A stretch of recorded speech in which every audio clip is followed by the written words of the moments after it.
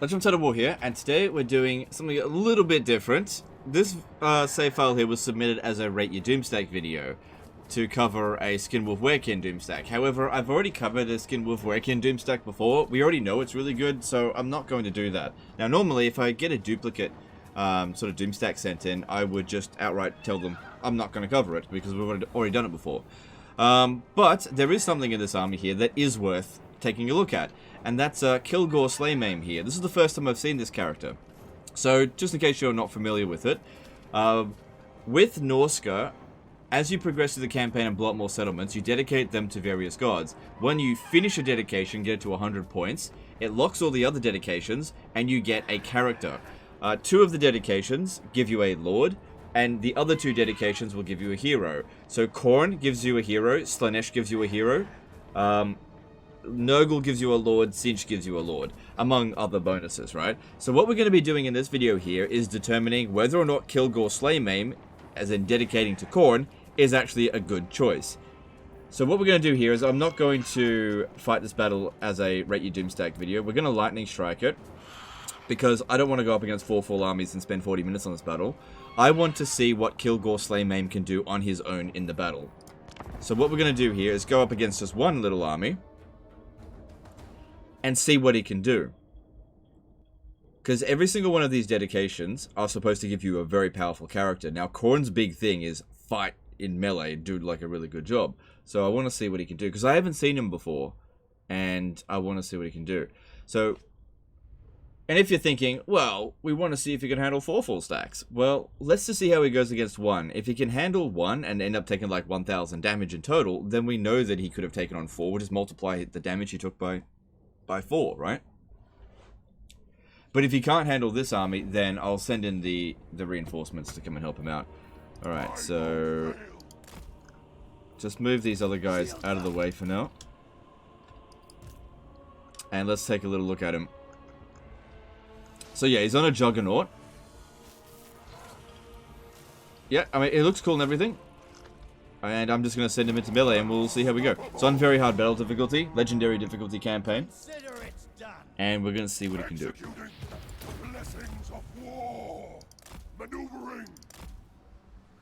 So in terms of his abilities here, it seems like the only ones that are from his skill tree are Heroic Killing Blow and Foe Seeker, which are generic as hell. This one here is definitely from an item, the Arachnarok eggs, and that's what's giving him regeneration, so he doesn't normally have that. And since any character can equip it, that's... anyone can have regen in Norscan, but you can only give that to one person at a time.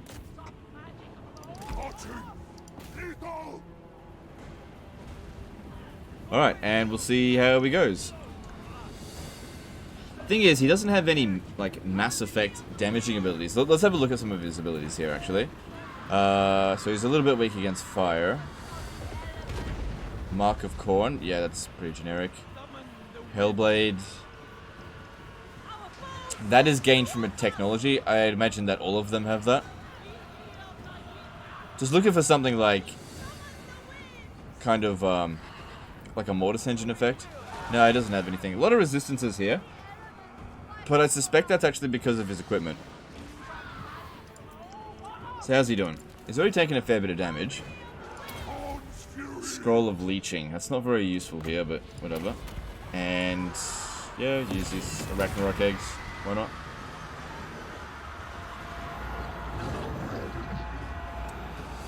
Alright, and we'll just see what he can do. I don't want to spend 40 minutes on this battle. Just want to see what he can do. So, you know, he's racking up a couple of kills. Nothing spectacular. He's level 50. Should we look here? Yeah, he's level 50. I imagine with that kind of weapon strength, he'd definitely be better against single entities. But there's no single entities on the ground here for us to get, and I can't fly up there to deal with them.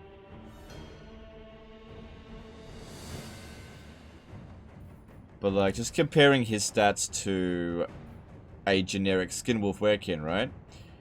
He has less armor. Look at these guys here, 213 armor. Now, when you hit 200 armor, that is actually, like, the cap. At 200 armor, it's at a... it blocks 100% of non-armor piercing damage. So having a bit of extra armor really doesn't make any difference. Leadership, well, he's in combat. He's a little bit faster than the Skin Wolves. The Skin Wolves' melee attack is higher, but that might be because of all the buffs that's going on through the Skin Wolves. And his melee defense is higher. Their weapon strength is higher, plus they've got bonus versus large, and he's bonus versus infantry. And he's got slightly higher charge bonus. Oh, no, he doesn't. But that might be due to all these buffs here. Okay. So how's he doing? Yeah, he's hanging in there. He's getting some kills. He's doing alright. 10,000 damage, nearly, in total. That's alright. This is not exactly the toughest enemy ever.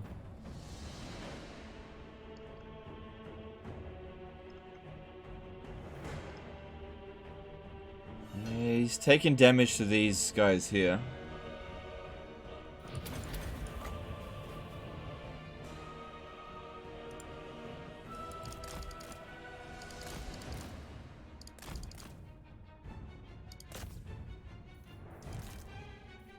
Yeah, he's getting some kills. Okay, he's almost at his regen cap. I don't think he can handle this whole army by himself. I'm gonna send in the Skin Wolves to come and help.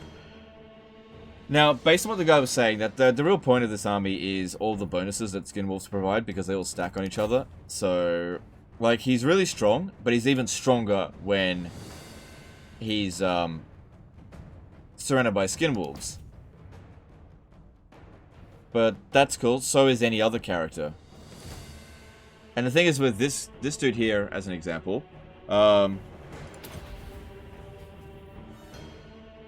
he can get better mounts, for one thing. He can have a mammoth mount. And he can get regen by default without requiring an item. Yeah, they're killing their own units. Okay, because yeah, I saw enough there. Like, he got some kills. He did alright damage there. Now, the next thing I want to see is, like what bonuses he provides. Because we've seen the Nurgle dude before. I've covered that for Norscan. I haven't covered the other two.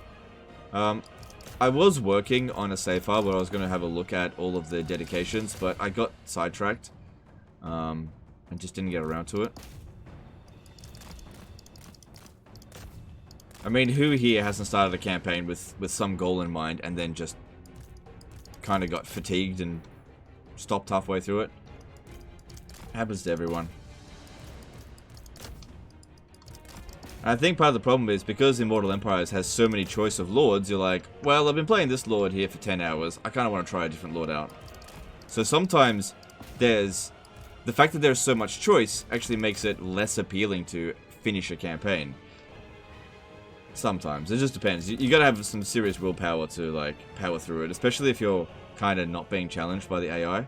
Which, definitely the case. Norscan's very strong in Warhammer 3. And I do find myself to stomp over everyone by about turn 40. Which leads me to getting bored. Okay, cool.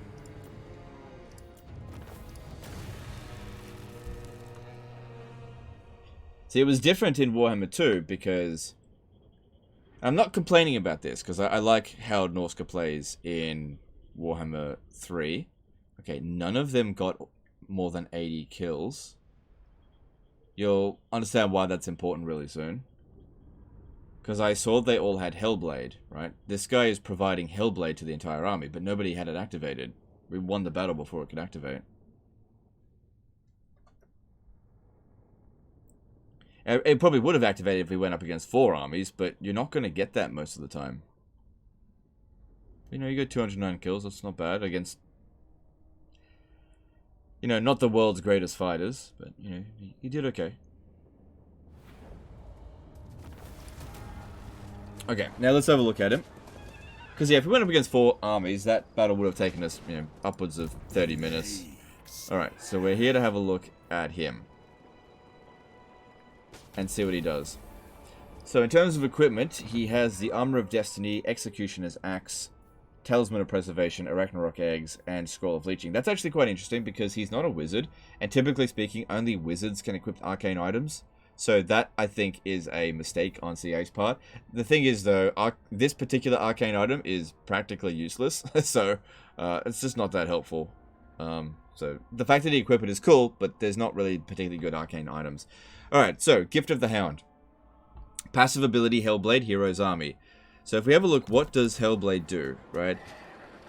It enables if it manages to get more than 80 kills. Base weapon damage and armor piercing damage plus 20%. Which I've always found that that's definitely good, but it's not really like game breaking or spectacular. It's just like, cool. You know, they get a bit of extra strength, that's all. Then you've also got Frenzy for the Hero's Army. Do Skinwolves have Frenzy by default? Let me just take him out and have a look. Yeah, see, here's the thing. Skinwolves have Frenzy without him being attached, so that is wasted there. That's not doing anything. Immune to Psychology. I think they get immune to Psychology through their skill tree through here, don't they? No, they don't. That being said, immune to Psychology is not really that useful on characters that have, like, high leadership, because Psychology only blocks fear and terror, right? These guys have fear by default, which means they're not affected by fear at all. So it doesn't matter what they go up against, they're never going to have that -8 leadership penalty. So they can be affected by terror, but in order for terror to activate, you have to be below a certain threshold of leadership.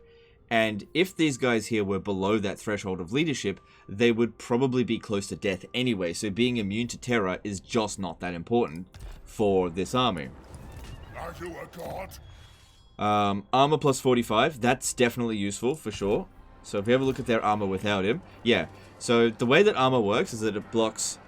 You take the number and then it's random between that number and 50% of that number. So for example, we've got armor 120 here. That means that it blocks between 60% and 120% of all non-armor piercing damage. So that means when you're at 200 armor, then you block between 100% and 200% of all non-armor piercing damage, which means you block all non-armor piercing damage. So there's no limit when it comes to armor. It's not capped at 90%, it's capped at 100%. But it also means that going above 200 armor actually doesn't do anything.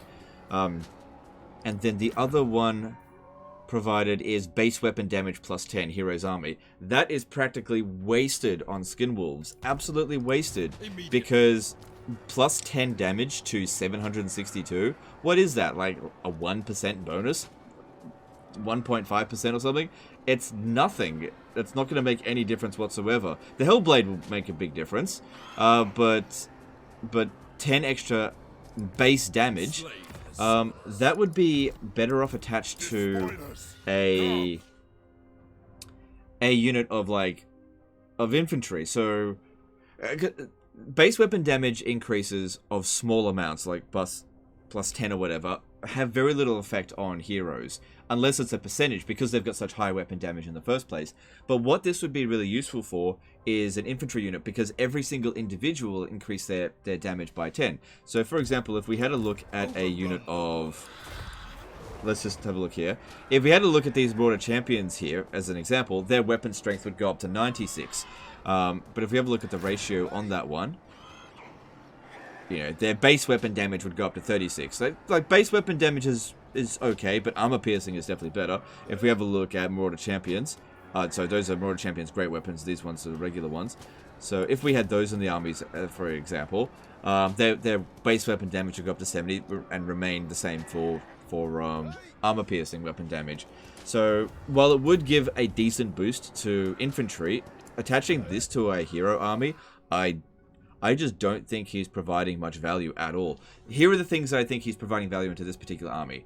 Hellblade's good, Frenzy's wasted, Immune to Psychology I think is mostly wasted, Armor's good, base weapon damage is wasted. So this I can see what he was trying to do here, but I think that this was a complete waste. If we have a look at his skill tree here, this looks generic. So we got a melee line that every character basically gets, and we can also see here that he is basically only has 2 points left. Like, he doesn't have anything to spend it on. These are all mutually exclusive. Like, that would be good if all of these could be selected, but the fact that they're mutually exclusive is a bit lame. Because yeah, these are the ones that the Khorne heroes get when you're playing as like a Warriors of Chaos or Khorne faction. None of these are particularly overpowered. passive ability Hellblade, so he doesn't even have Hellblade in... Well, that's a bit silly, because he has Hellblade when he is attached to an army. Look. There is only war. That's a bit silly. See, he got Hellblade right now, but if you had selected Vengeful Scorcher, like, you don't double up on it, so that just increases his weapon strength by 10%. That's incredibly silly that they did that. But he doesn't have it when he's not attached to an army. Well, then he's not going to be fighting any battles, you know? Experience per turn increased by 50, casualty replenishment rate. Okay, Norscan's replenishment rate is pretty much 50%. Anyway, their replenishment rate is ridiculous, especially if you've finished your research tree, which, by the way, looks like he has. Because, yeah, they've got loads of stuff in here that provides casualty replenishment rate. So that wouldn't have been a problem. I think he chose the right one here. Ward save and spell resistance for the army. Oh, this one here, that's actually very good. Stand or die. Yeah, that's actually pretty good. But their lord has that. And then this one here provides a bit of extra bonus. Yeah, look, the fact that they made this mutually exclusive, like, these are not overpowered. That's just silly. That's just silly. They just copy-pasted this, you know, and didn't really think about that. Because he has it by default. And then they give it to him again in his skill tree there. So that's silly. Yeah, that's really, really silly. So yeah, his skill tree is really generic. Like, do you really need him to have these blue line skills? Probably not. Like, imagine using this guy here as an assassin or assaulting units. I just don't see the point. Yeah, okay, so... Ugh. I gotta admit, like, that is not impressive. Now, what we're gonna do here is, have a look at one of the other rewards. So, just to point out, this is the reward for getting Champions of the Hound level 3. You know, a powerful exalted champion of Khorne, Killgore Slaymaim, will be recruited to fight for your faction, right? And you've also got these other bonuses here as well. Now, you can see over here that he's actually also partially dedicated to the Serpent. Now, once you've finished dedicating, this is locked. You can't gain any more favor for any of the gods. But if you gain favor before you finish any of them, you get to keep this stuff here. So the Lord Recruit rank +5, reduced upkeep cost, and income from ports, that is still active despite the fact that it's locked off. And it is possible to get to level 2 for all four of the gods. So you could end up with all the bonuses there, get that wound recovery, casualty replenishment rate, income from ports 40%, Winds of Magic Power Reserve Capacity, Research Rate, Income from Ports, and also the Income from Ports, Weapon Strength, Melee Infantry, and Unit Experience. It is possible for you to get all of them simultaneously. It's more time consuming, but if you were playing 337 turns into the campaign, you could definitely have done it by now, right? And the way to do it is, you have to do the dedications one at a time. So let's just say you start with Slaanesh, because that's kind of like the best one to begin with, because those bonuses are really useful in the other campaign. You get Slaanesh almost to finish. You basically almost come with Slaanesh, if you know what I mean. You get almost to climax, right? To like 90 something. Whatever is required for just one more before you're actually finished. And then you stop with Slaanesh, and you give him blue balls, and then you start with somebody else. And then you get... Let's just say you go with Nurgle, because I think that's the next best one. You get Nurgle all the way up to blue balling him, okay? And then you move them both up. The reason why you do that is because you can't go into the negative, right? And every time you dedicate, you get 6 points or 12 points, depending if it's a monster hunt. 6 points into that dedicated god, and -2 into the other ones. So if you're dedicating to one of them first, you're dedicating this one +6, but you're not minusing off 2 on these, because they're already at 0. You can't have negative. So you get that to maximum, and then you get the next one to maximum. Now, as you're moving this one up, Slaanesh is going down by 2. So every time it drops down by 6, you just do another dedication to him, and you can get them both up to nearly finished. And then you do a third one, and then you get it almost to finish with all 3, which takes a long time. And then you work on the final one. That one you get all the way up to tier 2, and then you should be able to maintain a balance of all of them at favor level 2, and then you just finish one of them off. And you'll get one of these particular characters. Obviously, you want to get the best one, and you'll get all of those global bonuses in there. That's very high effort if you want to do that. This guy didn't do it, but you can do it. I've done it before. It's very time-consuming. I actually did it in Warhammer 2, and not in Warhammer 3. So, what we're going to do here is have a look at a different one of these characters. I haven't seen Azric the Mazekeeper in Warhammer 3. I know he was in Warhammer 2, and I actually didn't like him in Warhammer 2 because he was generic, and you couldn't upgrade his skills. Same sort of thing with this character here, Kihar the Tormentor. He's a hero, but I always found that he was the better choice in Warhammer 2 because he was like a really good hero. But what we're going to do here is open up a different campaign here that somebody sent in ages ago that has a different choice. And what we're going to do here is compare it. Unfortunately, I haven't looked at the other two, so I can't really compare them. But the Nurgle one, the Exalted Great Unclean one, Burble... Oh my god, I can never remember his name. The Nurgle dude, I'm just going to call him that. His bonuses are incredible. So sometimes the game will give you like a choice where there's no wrong answer. And it just comes down to personal preference. You know, do you like red army, blue army, green army, purple army, sort of thing. But other times the game will give you choices that are actually hugely impactful, and sometimes you can actually choose the wrong thing. And I think this might actually be one of the cases where not all of these characters are the same. Okay, let me just see where he is. Burble Smirk Spew Pit. Right. So let's compare them, because like these characters are all mutually exclusive. You can get the global bonuses, but you can only ever have one of these characters active in your Norscan campaigns at a time, right? So what does Burble Smirk Spew Pit do by comparison? Gift of the Crow.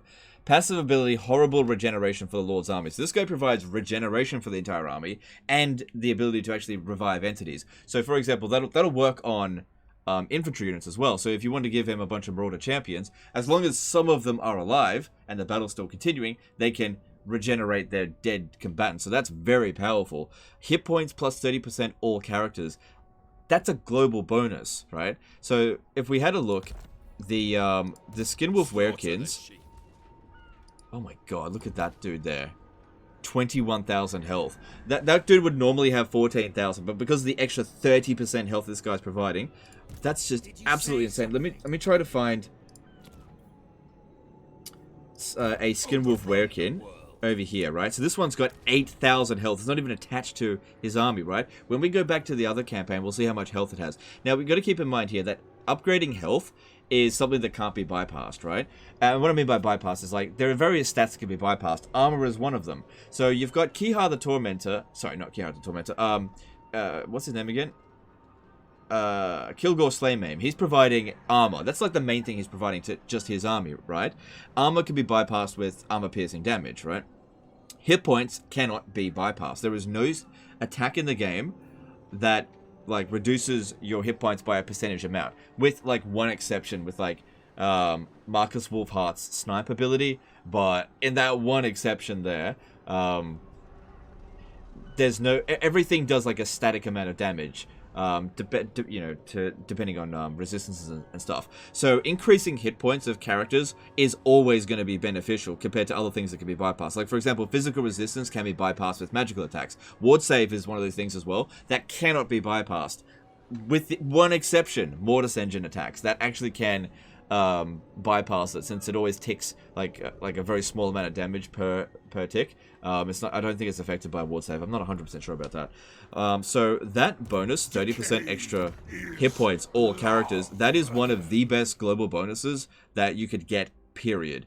Battle healing cap plus 50% for the Lord's army. So if you've got, let's just say this guy here had an army of Skinwolf Werekin heroes, right? They're not really going to be making use of the horrible regeneration because they've already got regeneration. They only have one entity, so it's not going to make any difference. But they'll be able to heal 50% more. They'll have poison attack, and they'll have 15% physical resistance, as opposed to a little bit of extra armor, which if we compare it to that Cathay army that we went up against, nearly nothing they had was magical attack. So I guarantee that 15% physical resistance would have blocked more damage than 45 armor, because it bypasses armor piercing. It just depends on whether or not the enemy's got a lot of magical attacks, which that army didn't. And then if we have a look at his skill tree over here, this is the same as any other Exalted Great Unclean one, but his skill tree is still way meatier than Kilgore Slaymaim, because you've got the melee line here, but he's also a Mortis engine here. So if we had sent him into battle, one thing is ridiculous amount of health. If we had sent him into battle, he would have easily killed off that entire army. Of course, the cannons would have been a bit of a problem, but he's also a spellcaster. That being said, you could always just attach a spellcaster into your army, but he's the only possible Nurgle spellcaster that the Norscans can get. I mean, you can attach a fire, death, shadow, or metal wizard, but this is your only way of actually getting healing magic as Norsca. You've got a red line here, which of course heroes aren't going to have red line. He had that, that mutually exclusive ability, which provided spell resistance, but spell resistance isn't that big of a deal. And yeah, he had actual choices here in terms of what he could select, because he didn't select everything. Right. So, why would you ever go dedication to Khorne over Nurgle? This is just so much better. And yeah, so much better. So let's go back. So not only would that dude there be better in melee, he's a spellcaster on top of it. He's got way more choices and how you can level him up. And he's got global bonuses.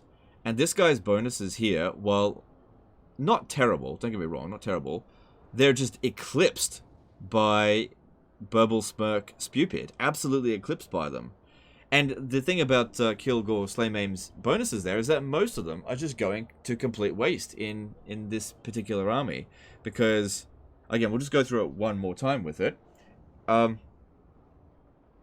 Most of it just isn't applying any tangible buff. It's just like numbers going up that aren't really triggering any real significant advantage.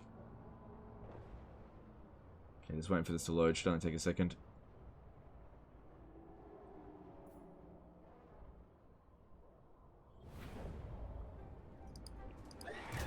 So yeah, looking at him again.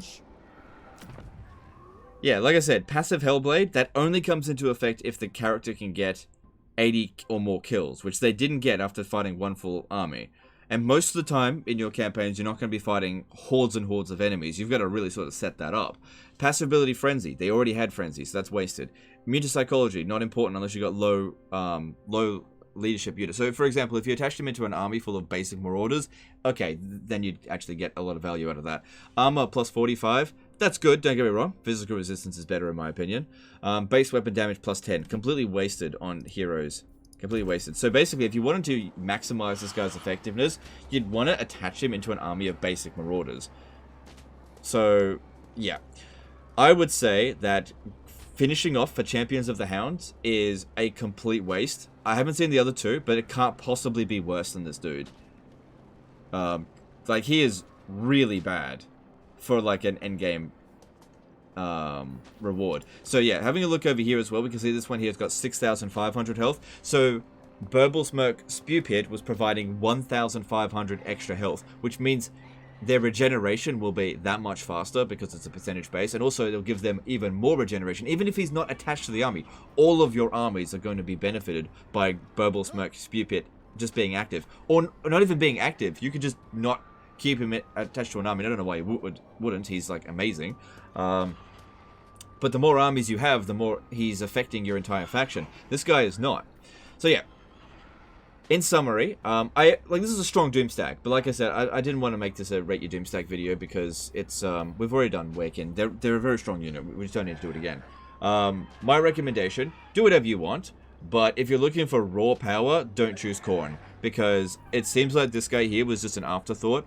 They just copy pasted this dude from a Chaos faction, a different Chaos faction, and gave him a trait that they thought was okay, and then didn't give him any additional skill line. Like, this just isn't very good. And they really didn't think this one out at all. So I think this guy here is mostly just an afterthought, and they need to seriously give him a bit of a boost in order to make it a real choice. Because what you want with this kind of stuff here is for all of these characters to be about the same level of power, but in different ways. So you'd want, like, the Cinch character to be providing, barrier to every unit faction-wide. Maybe you want the Champions of the Hound providing weapon strength to all units faction-wide by, just a small amount. And maybe you want this one here to be providing a bigger dick to all characters faction-wide. You know what I mean. Whereas this one here is providing extra hit points to all factions. All characters faction-wide. So the way that they did it with the Champion of the Crow, I think that's the right way to go about it. And this one here, I think it's just a bit lackluster. It's not a real choice. I would never go Khorne over Nurgle unless I'm just like really feeling the Khorne. But even if I was, I don't know, he's just not that impressive. Anyway, that's the end of this one here, guys. Let me know in the comments below what you think of this particular character. He's definitely a do not get, this dude, as far as I'm concerned. But, you know, if he floats your boat, then, you know, go for it. But I was very unimpressed. Anyway, that's the end of this one. Appreciate you guys, and I'll see you next time, fuckers. Bye.